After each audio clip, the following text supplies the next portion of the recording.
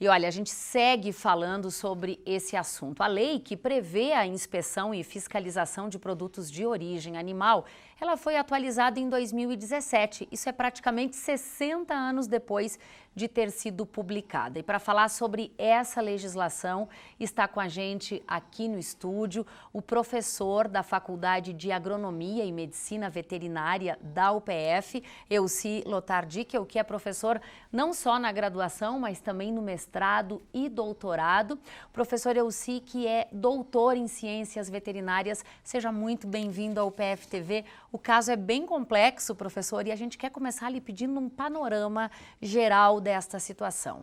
Pois bem, no Brasil, o que tem em vigor, né, é o Ministério da Agricultura, que tem o CIF. Quem tem Serviço de Inspeção Federal pode comercializar interestadual e internacional.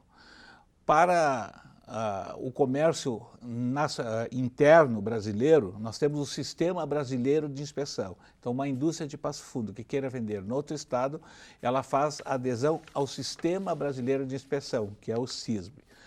No Rio Grande do Sul, quem quiser efetuar o comércio interestadual tem que aderir ao SUSAF, ou ter um CISPOA, que é da Secretaria da Agricultura do Estado do Rio Grande do Sul.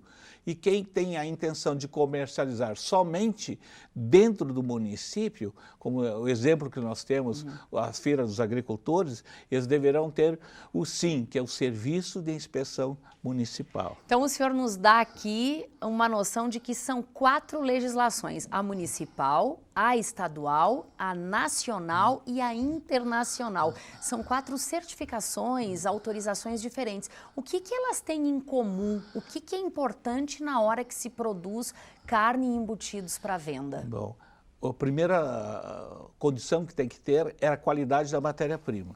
Então, o que é homogêneo para todos os níveis de inspeção? A inspeção dos animais vivos. Então, vou citar um exemplo. Um animal que tem tuberculose, por exemplo, que é muito conhecido, o critério de julgamento sanitário tanto faz ser no SIM, no SUSAF, ou como no sistema brasileiro. Este procedimento, quando lida com zoonose, com doença, ele é semelhante. Né? Então, o que muda de um nível para outro de inspeção é a estrutura que um estabelecimento deve ter. Basicamente isso, porque os cuidados são os mesmos. Ou seja, quem tem em Passo Fundo, e nós temos aí, ouvimos na reportagem 19, agroindústrias hoje funcionando e produzindo, quem tem o SIM, que é o Serviço de Inspeção Municipal, tem regras de higiene, de sanificação, que são as mesmas de outros níveis. Veja bem, é isso aí. Onde que está muitas vezes a dúvida dos produtores? Então, cada estabelecimento, mesmo com SIM, falando do SIM, ele tem uma autoridade que vai fazer a fiscalização, que é do município. Mas a empresa, ela é obrigatório ter um responsável técnico, que a gente chama de RT, é o responsável técnico. Na minha opinião, qual é a dúvida que está tendo? O responsável técnico, ele tem que ter uma contribuição maior, na minha opinião, perante a indústria. Ele é que tem que orientar o produtor com relação à documentação e com relação aos aspectos higiênicos sanitários do seu estabelecimento. Na sua visão, professor, com relação a isso que a gente viu na matéria, qual é a recomendação que o senhor daria a esses produtores? Contratar um responsável técnico que é preparado para tal função, que muitas vezes não só para preencher aspectos burocráticos, mas a atribuição... Na prática mesmo? Na prática, ele tem que saber elaborar um memorial descritivo, tem que ter conhecimento de higienização, de sanitização, né? Porque o produtor, a função dele é produzir. E ele, então, tem que se assessorar de um profissional que entenda. E esse profissional tem condições de fazer a interface com o serviço de inspeção, conversar quais são os problemas. É descabível o propósito, que conforme eu presenciei, de um profissional para liberar, precisa, assim, uma diversidade tão grande de opiniões. Também os órgãos que são os certificadores, o Estado, ele também deve ter um profissional que tem uma padronização. Não pode uma semana um profissional ter uma opinião sobre um determinado equipamento e na outra semana ter outra opinião. Isso aí não pode.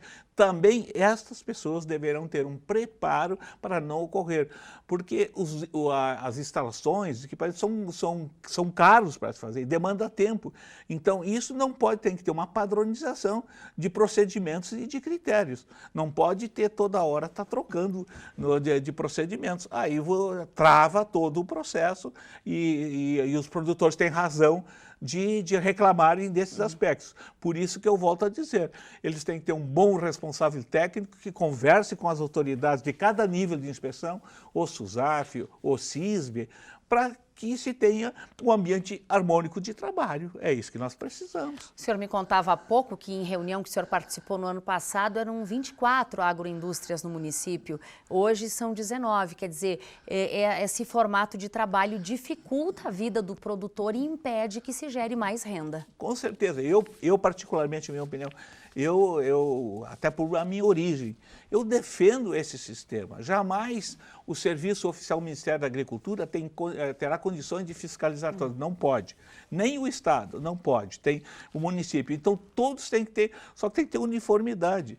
O sistema ele é muito interessante para a economia do município, do grande, do médio e do pequeno. Né? Só que tem que encontrar um ponto de equilíbrio nesse sistema. Que facilite para todo claro, mundo, sem desrespeitar as regras, obviamente. Lógico. Agora, o produtor, por sua vez, ele sabe que quando ele vai lidar com a agroindústria, ele está lidando com um produto altamente perecível. Diferente, eu vou fazer uma analogia assim bem.